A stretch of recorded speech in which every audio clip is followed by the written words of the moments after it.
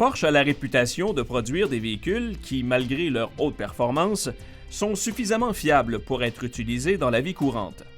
Elle reste cependant fidèle à l'héritage et au génie créatif d'un homme, Ferdinand Porsche.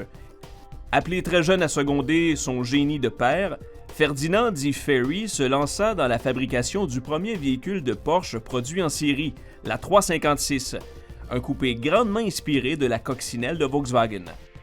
Vendue à plus de 80 000 exemplaires pendant une quinzaine d'années, celle-ci établit la fortune et la notoriété de Porsche, dont son siège social est toujours situé à Stuttgart en Allemagne. Ferry Porsche dessina le logo en 1952. Celui-ci représente le blason de la ville de Stuttgart, un cheval cabré sur fond jaune au centre.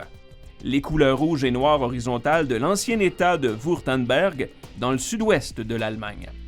Les bois de serre des armoiries de la famille Württemberg au nombre de 3, et en haut, l'inscription Porsche en lettres capitales. C'est toutefois la 911 dessinée par Buzzi, le fils aîné de Ferry, qui donna à Porsche sa véritable dimension industrielle. Dès 1963, elle s'est imposée comme l'une des meilleures sportives. En ce 50e anniversaire, elle illustre à elle seule l'essentiel du mythe de la marque.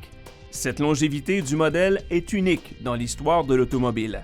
Sur les 820 000 exemplaires construits depuis ses débuts, 70% des 911 roulent encore. Un chiffre qui parle de lui-même.